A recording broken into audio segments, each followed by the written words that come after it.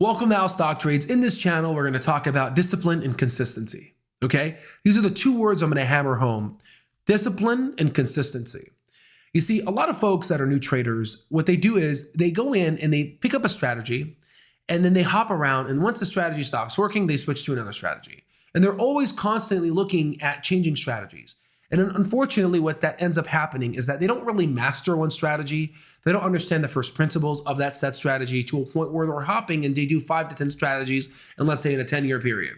And once those 10 years are over, what have they accomplished? Do they actually know something? Can they build on their existing knowledge?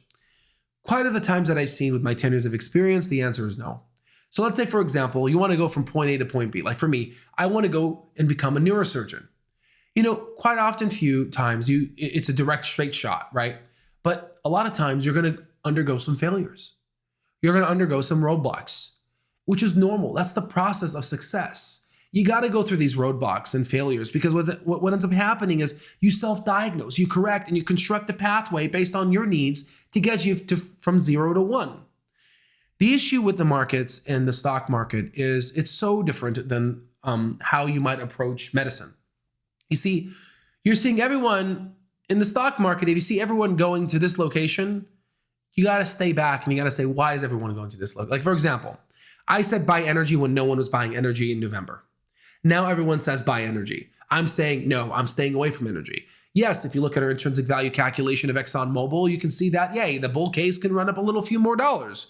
But is it worth the downward spiral of how volatile oil can be? The answer is no, it's not worth it. There's high risk. But right now, we know that small cap tech sector plays are extremely low. And they're at recession levels, especially the small caps, right? But no one's doing that right now. No one's investing in those companies. No one wants to look at these companies, right? But yet, once they shift and once they go up in value, everyone and their mama's going to want to go in. And by then, it'll be too late. That's the thing about the market.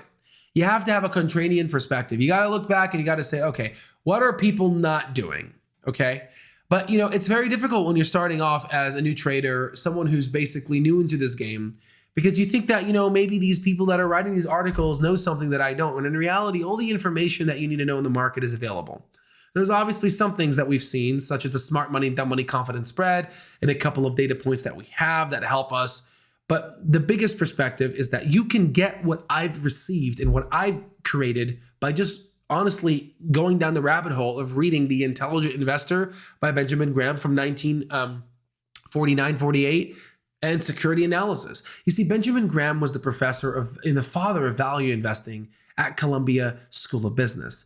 He was the professor of Warren Buffett. Even the guy who showed her the housing market, Dr. Michael J. Burry, he follows Benjamin Graham's philosophy in value investing. You see, most folks, what they do is they do something, let's say, people like a lot of folks have this book in their house, but they haven't even read it. Even when they do read it, you know, once they see it's complicated, they just give up, right? Well, that's the thing about what I've seen about what differentiates someone from success to failure. A successful person doesn't give up at the sign of challenge or doesn't give up when a strategy doesn't work.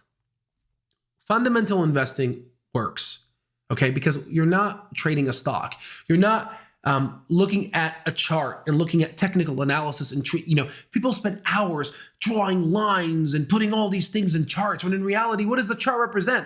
It represents a security that's being traded and it represents a fundamental business. And if that fundamental business is crap, well, then ultimately the technicals will lead to that crap, right?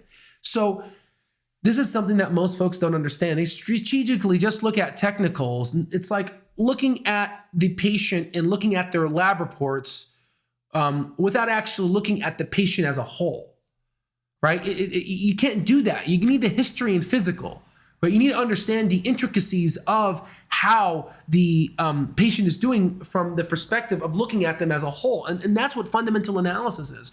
You're looking at the fundamentals of the business. How is the business making money?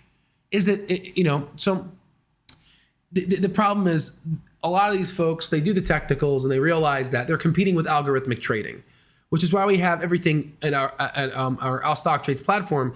It's based off of AI. It's based off of machine learning because we know that, that's the best way to have a stabilized action of plan that doesn't deviate away from emotion, because we know that people get emotional. If you say, I don't get emotional, I know traders that are making millions of dollars a month that are so emotional. They get emotional too. You can't get that out of you. You have an amygdala in your brain. So for me, the best way to remove emotion is to come up with a strategic plan. And that's looking at a company's the stickiness of the business, analyzing the moat it has, looking at competitors and what their growth rates are and what their projected growth rates are. Analyzing, has any other businesses in the industry been bankrupt? Then doing an intrinsic value calculation on all the businesses that I'm looking at in that same business and analyze which is the best one for the purposes of investing money now to get more money in the future, right? Not from someone buying the stock, because that's speculating. No, from the value that the business gives you, right? So in order to get to that level of success, that level of financial freedom, you need to have discipline and consistency. Those are the two core components, discipline and consistency. You got to be hyper-focused. I went to Mayo Clinic and I saw the world's greatest thinkers there, right? #1 hospital in the world. And I've seen them. They focus on a few things. They don't try to go outside of their spectrum. Warren Buffett tries not to analyze tech stocks. He goes in his field of vision, which is oil, tangible products, farmland, See's Candy, Coca-Cola. He knows insurances, Geico. He knows his business, and he knows that he can bat within that range, and he knows that he is able to hit that target really well. So you got to find out what you're good at. What is your level of expertise? What is the industry that you understand the best? And you got to focus on those things and develop your craft. But if you start jumping around, then by the time you hit the roadblock to whatever you jumped around on, you'll hit another roadblock and you'll change. You'll hit another roadblock and you'll change. And you'll continuously change to a point where, what have you accomplished? Have you mastered something? Have you figured out the intrinsic essence and the first principles of what backs up that strategy? The answer is no. But let's just say you are a master and you have mastered the strategy and understand the intricacies. We have people that are on our Discord that are reading books from different forms of fundamental investors. And once they see, they're going to start seeing a pattern. They're going to start seeing this pattern where they're going to become masters. Once they devote 10,000 hours to something, they're going to see these patterns of first principles. And you know what's going to happen then? Then now they're going to add their own equations. They're going to add their own little different types of ratios that they're going to develop, because they're going to know what each of them mean. And if you combine one ratio with another, you can find something meaningful and answer a specific question. But you can't do that if you don't understand the basics.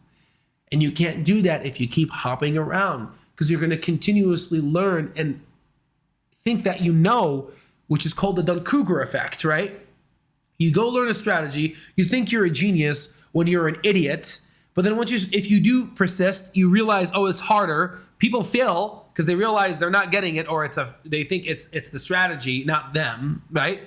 But the ones that stick it through, the ones that master it, they get to a level of mastery that only a few people understand.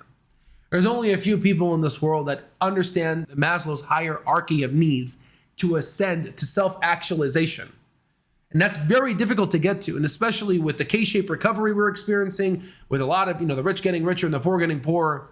But that's why we created this channel, to help educate, stimulate, and inspire the current and the next generation for financial freedom. So if you like this video, please consider liking, subscribing, and hitting that notification bell. I'll see you on the next one.